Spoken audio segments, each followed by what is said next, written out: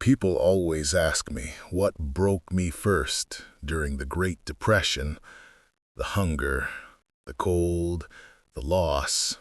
But the truth is, none of that even comes close. What broke me first was the day I stopped recognizing the man I used to be. I guess the beginning of that unraveling started in the winter of '32, a winter so bitter it felt personal, like the sky itself was angry at us. I was 29 back then, strong enough to lift a fallen horse if I had to, stubborn enough to pretend I didn't care that everything around me was collapsing. My wife, June, kept telling me things would turn around, that the government would figure something out, that the soil would heal, that people would heal. But the truth is, by that winter, nothing was healing, not even close. We lived in a two-room shack outside a dying Kansas town. The kind of place where the store closed first, then the school, then the church. And when the church goes quiet, you know the whole town is on borrowed time. Every morning felt the same. Wake up cold, stay cold, go to bed colder. The air tasted like dirt. The wind carried sand like it was punishment. And hope, well, hope was becoming one of those things you only talk about when you don't have anything real left to hold on to. One morning, early January, I woke up and June wasn't beside me.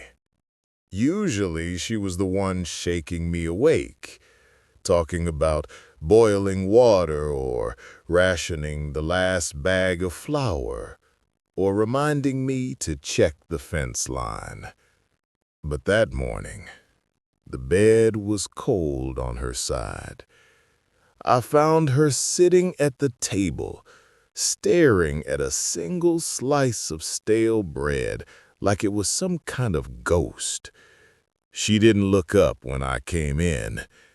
She just whispered, "We can't stay here anymore, Will."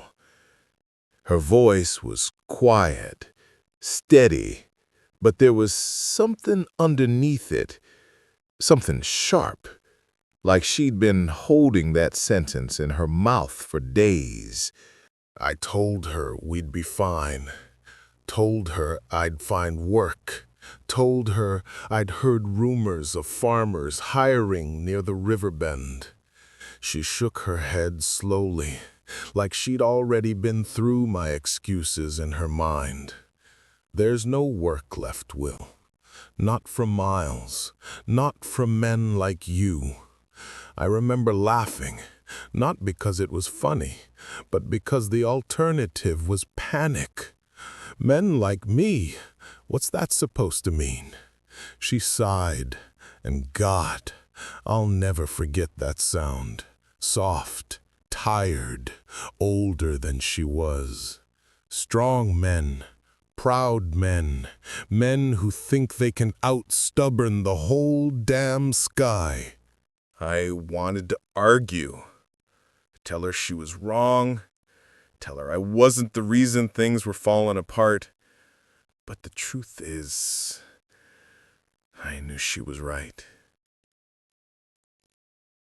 I'd been clinging to that land like it owed me something. I kept telling myself that if I left, if I gave it up, that meant I failed.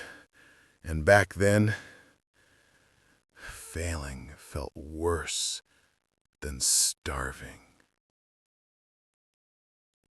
But then she said something that took the fight right out of me. "Will, I'm pregnant." The world just stopped. Not like in the dramatic stories people tell. No, it stopped Slowly, painfully, like gears grinding to a halt until all you can hear is your own heartbeat punching your ribs. Pregnant. A child. In times like these, in a place like this. I swear the room got smaller. I sat down across from her, leaned forward, lowered my voice like whispering would somehow change the reality. June, we can't raise a baby here. She nodded, and for a moment, we were just two scared people, staring at each other across a table that had more scratches than meals. That's when we made the decision. We'd leave, head west, toward California, or at least toward some place that wasn't suffocating under dust and broken promises. We packed everything we had, which wasn't much. 2 blankets, a dented pot, a loaf of bread so hard it could have been used as a hammer, and a small wooden box that held the only things we still cherished. Her mother's locket, my father's pocket knife. We had 1 mule left, old, stubborn as sin, but he could still pull a wagon, and that was enough. We left before sunrise. The world was gray, silent, like it didn't even notice we were leaving. I didn't look back, couldn't, because I knew if I saw that house one more time, I'd crumble, and for her sake, I had to keep moving. The road was worse than we expected. Mud in some places, dust thick as smoke in others. People passed us going the opposite direction, faces hollow, clothes hanging off them, eyes that looked like they'd seen the end of the world and were just trying to outrun the last of it. But what scared me the most wasn't how they looked. It was how they didn't look at us at all. No nod, no wave, no acknowledgement. It was like once you're broken enough, you stop seeing anything that isn't the exact shape of your own pain. By the 5th day, the mule was slowing down. June was silent most of the time, her hand resting on her stomach, her breaths shallow. I kept asking if she was okay. She kept saying yes, but her yes got softer every day. One night, we set up camp under a dead tree. The sky was black, no moon, just stars so faint they looked embarrassed to shine. She lay beside me, head on my shoulder, and whispered, "Do you think it'll be better out there?" I didn't want to lie, but I also couldn't tell her the truth. So I just squeezed her hand and said, "It has to be, because we're going." The next morning, she couldn't stand. Her legs buckled, and I barely caught her before she hit the ground. Her skin was pale, too pale, her breathing ragged. Panic hit me so hard it felt like a punch. She whispered, "Well, I think something's wrong." I lifted her into the wagon, wrapped her in blankets, told her to stay awake, told her to talk to me, but she kept fading in and out, eyes fluttering like she was fighting sleep with every ounce of strength. We reached a camp by evening, a shanty town. Dozens of makeshift tents, smoke creeping upward from half-dead fires.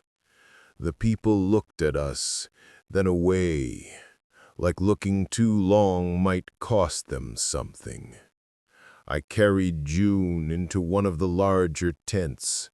A woman with sharp eyes and steady hands stepped toward us. She looked June over, pressed a hand to her forehead, then met my eyes with a seriousness that drained the blood from my face. She needs rest, food, warmth, and none of us have enough of any of that. I begged her, told her I'd work, trade, give anything. She hesitated, then nodded slowly. We'll try. For 3 days, we tried. They gave us soup, thin but hot. They gave us blankets, rough but warm. And they gave June a place to lie down, and I sat beside her every second, holding her hand, talking even when she couldn't respond. I told her stories from before the crash, about the first time I saw her in that church doorway, about the way she laughed when we danced in the barn, about how she used to say the world was bigger than our fears. But by the 4th day, she wasn't responding at all. That morning, she opened her eyes for the first time in hours. She looked at me, really looked like she wanted to memorize my face. Then she whispered, voice barely there, "Well, promise me you'll keep going." I told her not to talk like that, told her she was getting better, told her she'd see California, the ocean, the orange groves everybody talked about like they were heaven on earth. She smiled, a small, tired smile, the kind that says a person already knows the truth, even if you don't want to hear it. And then, with her hand in mine, she closed her eyes. She didn't open them again. I don't remember much after that. I remember yelling. I remember someone pulling me away from her. I remember falling to my knees outside the tent, struggling to breathe, as if grief itself had hands around my throat. They buried her on a small hill behind the camp, wrapped in a sheet, covered in dry soil. I placed the wooden box beside her, with her mother's locket still inside. I kept my father's knife not because I needed it, but because if I let go of both, I knew I'd have nothing left to anchor me to the world. I stayed in that camp for another week, walking around like a ghost, barely speaking.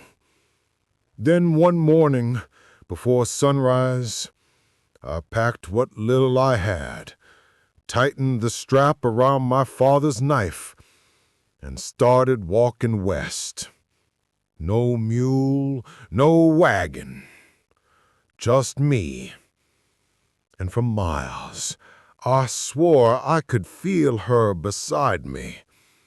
Not like a haunting, not like a memory, more like warmth in a place that hadn't felt warm in a long time. People ask me now, decades later, how I kept going after losing her. I never know how to answer that.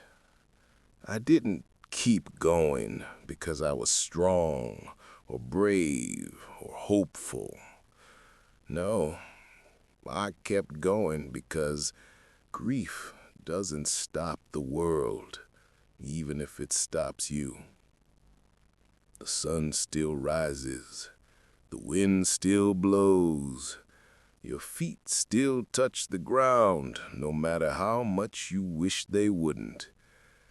And eventually, step by painful step, you start moving with the world again. I made it to California.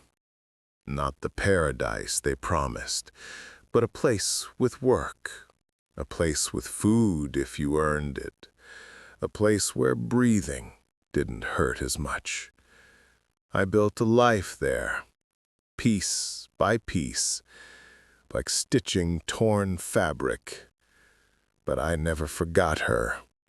And sometimes, when the wind passes through orange groves just right, I swear I hear her voice again, soft, warm, whispering the same words she said that last morning.